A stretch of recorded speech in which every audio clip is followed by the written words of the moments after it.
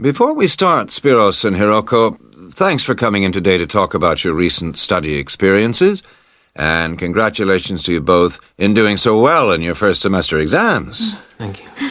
I'd like to discuss with you the value of the English for Academic Purposes course you did here last year before starting your university course. Spiros, if I could start with you, what parts of the program have now proved to be particularly valuable to you? I think that having to do a seminar presentation really helped me. For example, a couple of weeks ago in our marketing subject, when it was my turn to give a presentation, I felt quite confident. Of course, I was still nervous, but because I had done one before, I knew what to expect. Also, I know I was well prepared, and I had practiced my timing. In fact, I think that in relation to some of the other people in my group, I did quite a good job, because my overall style was quite professional. What about you, Hiroko? That's interesting. In my group, I was really surprised by the way the students did their presentations. They just read their notes aloud. Can you believe that? They didn't worry about their presentation style or keeping eye contact with their audience. And I remember that these things were really stressed to us in the course here. So, how did you approach your presentation, Hiroko? Well, to speak frankly, I read my notes too. At the time, it was a relief to do it this way, but actually when I had finished, I didn't feel any real sense of satisfaction. I didn't feel positive about the experience at all. That's a pity. You know, although I was pleased with my presentation, I am not so pleased with my actual performance right now in the tutorials. During the whole semester, I've not said anything in our tutorial discussions. Not a word. Really, Spiros? Why's that? Do the other students talk too much? It's partly that, but it's mostly because I have had no confidence to speak out. Their style of speaking is so different. It's not the style we were used to during the course. They use so many colloquialisms. They're not very polite, and sometimes there seems to be no order in their discussion. Also, they are very familiar with each other, so because they know each other's habits, they can let each other into the discussion. You're right, Spiros. I have experienced that too.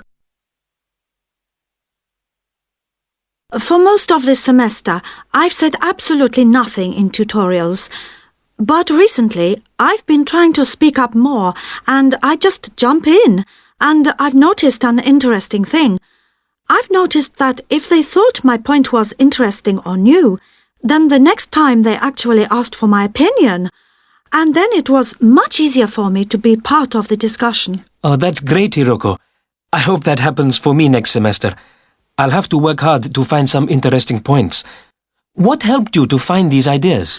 I think that one thing that helped me with this was the reading. I've had to do so much reading this semester just to help me make sense of the lectures. At first, I couldn't understand what the lectures were talking about, so I had to turn to the books and journals.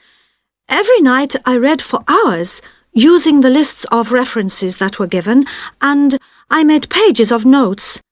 At breakfast, I read and read my notes again. This habit has helped me to follow the ideas in the lectures, and it's also given me some ideas to use in the tutorials. But I did so much reading anyway. I don't think there's any time left over for anything extra. My reading speed is still quite slow, though I'm much better at dealing with vocabulary than I used to be. What else do you think we could add to the course program to help with this reading problem? There's not really anything because it's my problem. I remember we were given long articles to read. We didn't like that, but now I realize that reading those long articles was good preparation for the things I need to read now. Also, in class, we regularly had speed reading tasks to do, and we kept a record of our reading speed, so the teachers were encouraging us to work on that. That's true, Spiros, but what we read could have been different. Sometimes in the English class, I felt frustrated when I had to read articles about the environment or health or education, because I wanted to concentrate on my own field, but we didn't read anything about engineering.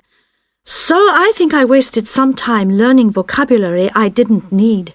But surely the strategies you were taught for dealing with that vocabulary were helpful? Yes, but psychologically speaking, I would have felt much better working on reading from my own field.